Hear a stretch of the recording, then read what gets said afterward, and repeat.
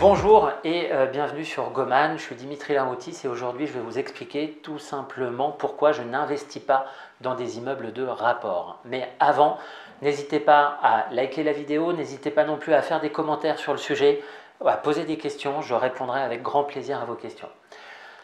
Pourquoi je n'investis pas dans des immeubles de rapport? Alors quand vous échangez avec des investisseurs, quand vous regardez un certain nombre de vidéos, on vous incite à acheter des immeubles de rapport. C'est logique puisque les immeubles de rapport ont plusieurs avantages. Un immeuble de rapport, qu'est-ce que c'est? C'est un ensemble immobilier avec plusieurs appartements. 2, 3, 4, 10, 15 appartements. Le premier avantage, c'est donc que si vous trouvez un bien, un immeuble de rapport qui corresponde à votre critère, eh bien vous allez acheter non pas un bien immobilier, mais vous allez acheter 2, 3, 10 biens, 10 appartements en même temps.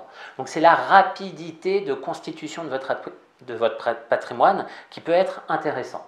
Donc ça c'est le premier avantage. Le deuxième avantage, c'est que vous réduisez les coûts de gestion. En effet, si vous êtes le propriétaire unique de cet immeuble de rapport, vous n'avez pas de charges par exemple liées au syndic de copropriété puisqu'il n'y a pas de copropriété.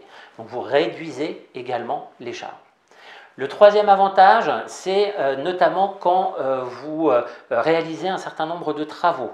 Vous allez pouvoir négocier beaucoup plus facilement avec les entreprises qui vont réaliser les travaux, puisque le montant des travaux sera plus important.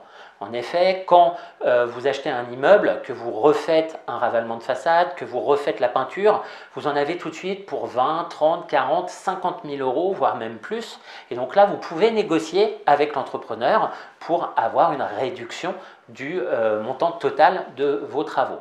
Quand c'est simplement un appartement, le coût de rénovation sera beaucoup plus limité et donc votre pouvoir de négociation sera beaucoup plus faible. Face à ces avantages, il y a également un certain nombre d'inconvénients. Le premier inconvénient, c'est la disponibilité des biens. Qu'est-ce que j'entends par disponibilité des biens? C'est tout simplement le nombre d'immeubles à disposition à la vente. C'est très simple, vous pouvez regarder sur Le Bon Coin, vous mettez immeuble par rapport à votre ville. Moi, comme vous le savez, j'habite sur Rouen. Quand je mets sur Le Bon Coin immeuble, quand je recherche un immeuble à éventuellement acheter, eh bien qu'est-ce que j'ai? J'ai une liste de 140 immeubles potentiellement à disposition. Quand vous faites la même démarche mais pour un appartement, vous allez en avoir à peu près 3 000, 4 000, 10 000. Donc vous comprenez que ce type de biens, les immeubles de rapport, sont très rares, donc très recherchés. Donc c'est très difficile en fait de faire des bonnes affaires et d'avoir un niveau de rentabilité intéressant, notamment dans un environnement qui est patrimonial, c'est-à-dire dans un immeuble qui est bien situé. Donc le premier élément, c'est la rareté des biens. Le deuxième élément, j'en ai déjà un petit peu parlé tout à l'heure, c'est la rentabilité.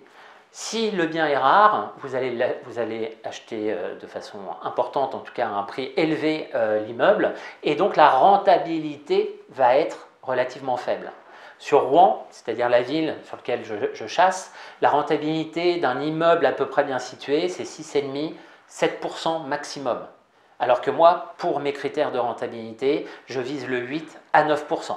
Donc, je n'achète pas d'immeuble de rapport.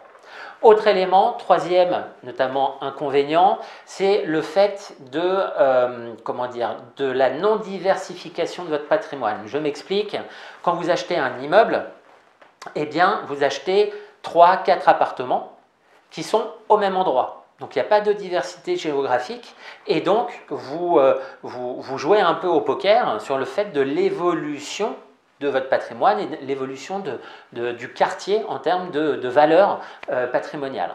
Je m'explique, en diversifiant, vous avez plus de chances d'avoir un quartier dans lequel vous avez investi qui va croître et qui va être de plus en plus attractif, alors que là, vous achetez un immeuble dans telle rue, il faut que le quartier évolue de façon positive ou alors vous allez faire des moins-values.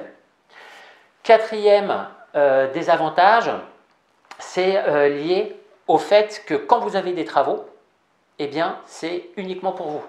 C'est-à-dire qu'à un moment donné, s'il faut refaire la toiture de votre immeuble, eh bien vous allez en avoir pour 40 000 euros. Comme il n'y a pas de copropriétaire, vous êtes le seul, eh bien ça sera 40 000 euros que vous allez devoir débourser. C'est-à-dire qu'il y a des risques financiers qui sont plus importants. Même si, certains le disent, même si vous avez cette capacité, comme vous êtes le seul propriétaire, à dire je vais faire tel ou tel travaux à tel moment, vous avez ce choix-là, donc ça c'est un avantage. Mais par contre, si vous devez faire le ravalement de façade, si vous devez faire la toiture, bah, c'est tout de suite 30, 40, 50 000 euros que vous allez devoir débourser. Or, moi, comme vous le savez, ce que je veux, c'est limiter les risques au maximum et avoir cette capacité d'anticiper les sorties d'argent. Donc, par rapport à ces avantages, par rapport à ces inconvénients, vous voyez qu'il y a des arbitrages à faire. Moi, de mon côté, mon objectif en tant qu'investisseur, c'est la rentabilité, c'est la diversification pour réduire le risque et c'est l'objectif patrimonial, c'est-à-dire une valorisation du patrimoine.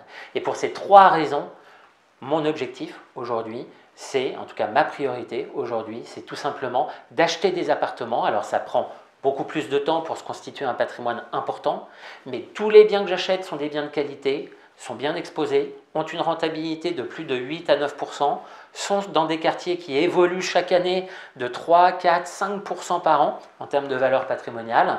Et c'est pour ces raisons, encore une fois, que je n'investis pas dans des immeubles de rapport. Donc j'espère que cette vidéo vous a plu. Dans tous les cas, je vous dis à très bientôt dans une autre vidéo et bonne réflexion. À très bientôt.